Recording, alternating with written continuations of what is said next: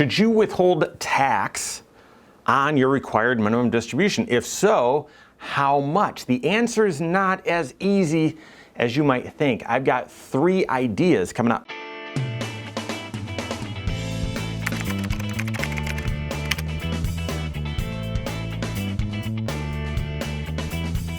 My name is Mike Bernard. I'm the host of the Wise Money Show. I'm also one of the certified financial planners right here at Corcoran Financial Group. Make sure you hit that subscribe button, turn on notifications, and smash that thumbs up button.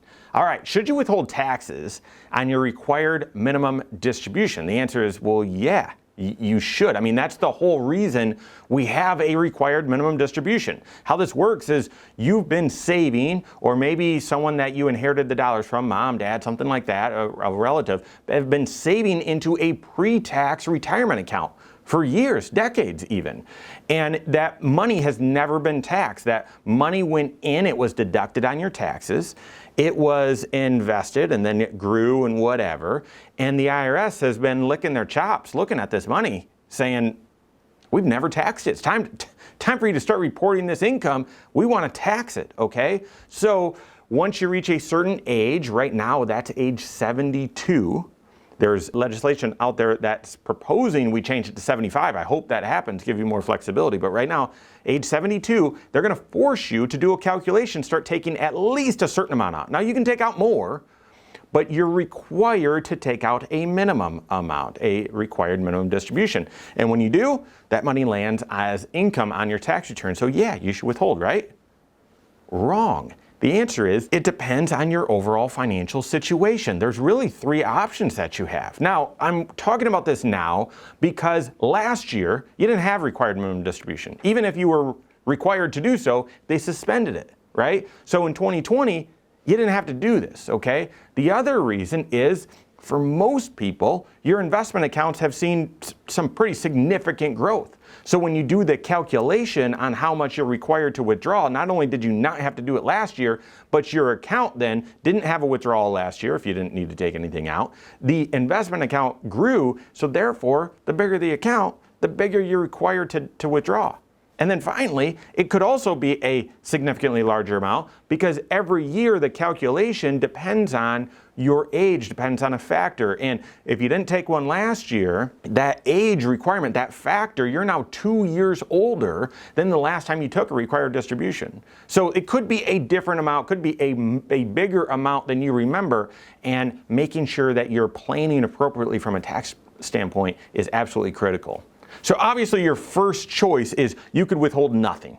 You could withhold nothing from your required minimum distribution. You'd want to do this if you're covering all your withholdings from a different way, covering all your taxes a different way. But for most people, you'd only choose this, you'd only select this option if you are not paying tax on your Social Security and you've done some forethought, you've done some planning, and you've looked and said, yeah, even when I draw out this required minimum distribution, it's not going to be enough to cause my Social Security to be taxable, or enough of it to be taxable to overcome the standard deduction that I'm getting. Okay? Now, that's a minority. That's a few folks, but if you can confirm that, yes, this required minimum distribution is going to land on my tax return now, but it's not enough to cause my Social Security to be taxable, and because I've got a standard deduction, I'm not going to have to pay tax on this money, go ahead, don't withhold taxes. If you have state tax, if you live in a state where there's state taxes, you'll probably want to withhold on that unless there's a rule where they don't tax pensions or retirement plans, but from a federal standpoint, that's the scenario where you don't need to withhold anything. And if you do withhold dollars, but you don't owe any tax, you're just giving yourself a bigger refund, and we know how disastrous that was this past year. You might still be waiting on that refund, right? So in that circumstance, work with your CFP, don't withhold any taxes. The second option is to say, well, I'm in the 22% tax bracket, so I'll withhold 22%, okay? And if you're in a situation where you already pay tax, you already include on your taxable income the maximum amount of your Social Security, depending on all your income sources and your Social Security, up to 85% of it could land as taxable income. If you're already at that 85%, regardless, okay, maybe you've got pension, you've got other IRA withdrawals, you've got some dividends and capital gains, whatever, and You know what tax bracket you're going to be in, and you know this isn't going to push you into another tax bracket, and it's not going to cause more of your Social Security to be taxable, and I'm in the 12% bracket, or I'm in the 22% tax bracket, then absolutely, just withhold whatever tax bracket you're in. Go ahead, as long as your withholdings on all your other income is appropriate, then just say, yeah, withhold 22% on my required minimum distribution. I'm done. I'm good. Most people, if you've got the majority, the 85% of your Social Security is being taxed, most people aren't withholding the perfect amount. The Social Security office doesn't give you as much flexibility with tax withholdings on your Social Security, so most people aren't withholding perfectly on that.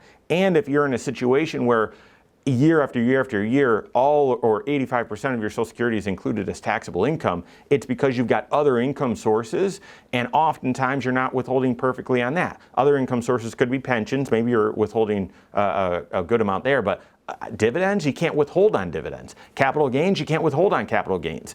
If you've got a rental property, you can't withhold on rental properties, right? So not for the average person just looking and saying, I'm in the 22% tax bracket, I'll withhold 22%. It's not going to work for the average person, okay? And then I suppose the third option, if we're looking at the spectrum, you could withhold a lot of tax on your required minimum distribution, even all of it. You could withhold all of it or most of it if you're looking at your overall tax situation and you say, you know what?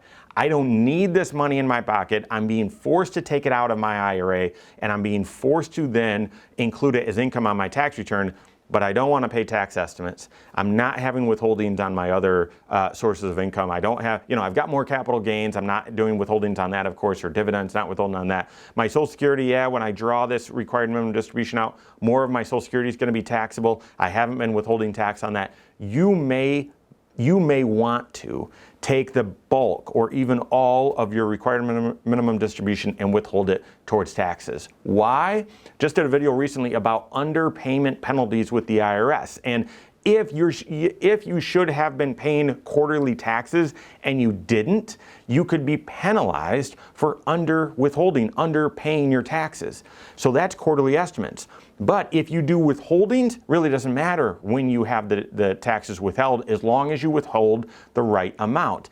And on this required minimum distribution, if you withhold, that's withholdings. So if you don't want to do tax estimates every single quarter, or you're not sure the right amount, but you've done some proactive tax planning, tax calculating with your certified financial planner, and they say, yeah, your required distribution is 10 grand. When I look at your entire tax situation, you should probably have withheld about 8 grand. They can withhold 8 grand out of the 10 for your required distribution, send that to the IRS. They can do all of that in December, no underpayment penalty. The point with all of this is proactive tax planning. You're not in your working years, and so there might not be as many moving pieces with income, but when you've got required distribution, when you've got Social Security, you've got other pieces in your financial life, making sure that you're being proactive with your tax situation to identify any tax surprises that might be out there, like, hey, I'm required to take a certain amount out, and I didn't realize it was going to cause my Social Security to be taxable or be taxed that much. So avoid surprises,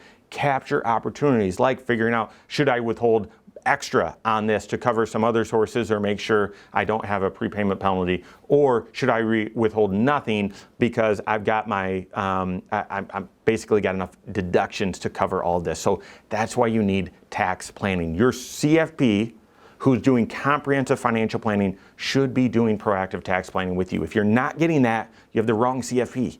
It's just as plain as that. So if you don't have a CFP doing that kind of work on your team, then you can contact one on my team. Find us online, korhorn.com. That's Korhorn with K, wisemoneyshow.com. You can find us there as well, or give us a call, 574-247-5898. All right, there you have it. Go out and take your next wise step in your financial life.